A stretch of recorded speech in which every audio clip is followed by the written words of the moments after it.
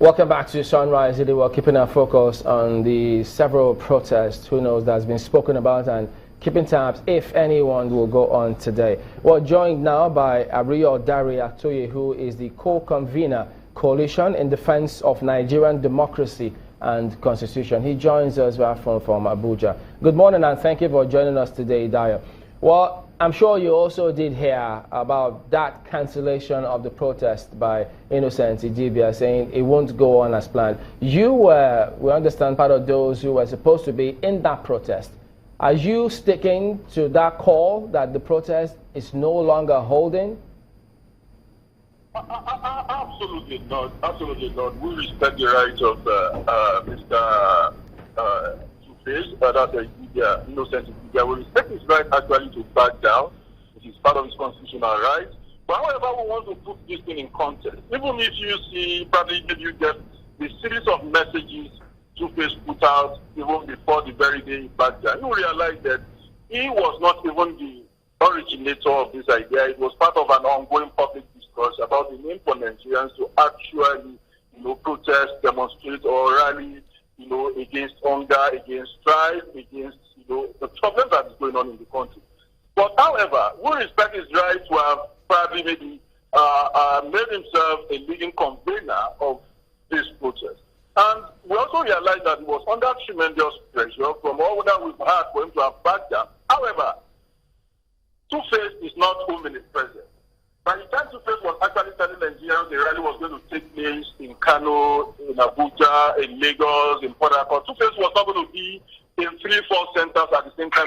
It means that there are other Nigerians who are actually part of this protest. And when you look at all the statements signed by Two-Face, you will see that both beside it is one voice and also concerned Nigerians. So it's a coalition kind of a thing, but because he is the prominent person among the people doing this, there is a kind of a media consensus around Two-Face Idibia. That's why people, they try to exert so much pressure on him, forgetting that there are other Nigerians who are actually part of this protest in other centers across the country. So we respect the right.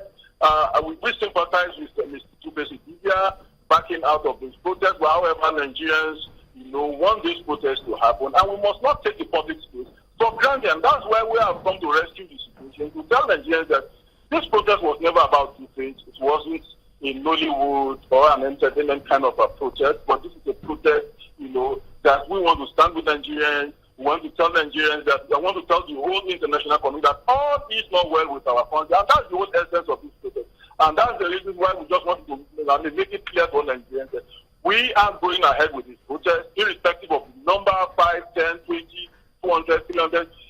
We are not really perturbed about the numbers that we are sending the protest, but we just want to be as part of our public advocacy.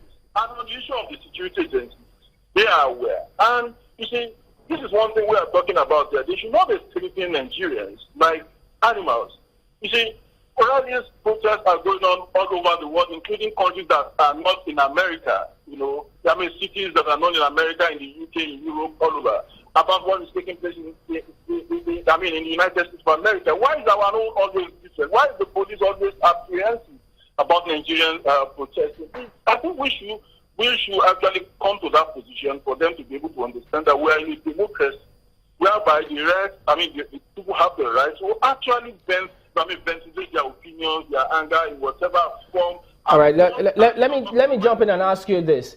Is this protest, you said is going ahead. What is the name of your group and where is the protest holding? Yeah, you see, we are starting from Unity Fountain, and I'm sure this morning some people are also doing their own at the National Stadium in Lagos. Actually, initially, some of us are not going to announce that we are also group because we believe that it's a Nigerian protest. I am a co-convener of Coalition in Defense of Nigerian Democracy. We have some other groups who are also coming this morning. We have, we're going to have some persons who are even in Nollywood who is going to join us this morning in Abuja. Did you inform the police of this? Well, the one thing that we did was that we ensured that the police was appropriately informed earlier on. But they are forgetting that when they were informed, it was not a personal protest by Two-Face Idibia. So what we just need to explain to them is not that we should write another letter to them, is to tell them that the first letter that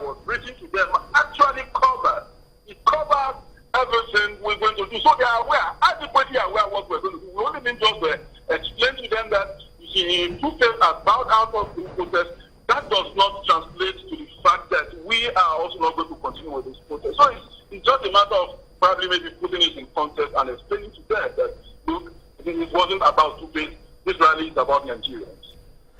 I'm also sure that you've been following up on the program from when it started, and you did hear the special advisor to Mr. President on social media, where she said that she supports protests, but her grounds with any protest is for the protesters to understand the reasons why they are protesting. Does it seem to you that she is not in tune with the happenings in Nigeria today? Or, let me put it a little mildly, what are you protesting for, just so that she knows? Yeah, I think I'm grateful that I'm not talking to people who are outside. And probably maybe it would have been better to even ask her that how many people maybe sent SMS requesting for her support money here and there, before this morning. I'm sure this morning she must have received up to 3, 4, 5 SMS of people requesting for money. It's as bad as that. The country is undergoing serious pain. Nigerians are in pain, and Nigerians are in serious stomach danger. You see, just like we normally say, you see that there is crisis in the middle belt. When you're talking about the middle belt, we're talking about the stomach component. And when the middle belt is in crisis, an hungry man is an angry man. And that's exactly what we want Nigerians to understand. The reason why we are protesting is very simple. It's just the fact that these things cannot continue to go on without Nigerians ventilating their opinion. We want government to show more action and show more concern that Nigerians are really suffering. That is the whole essence of civil society, in many society. So let me just come in here.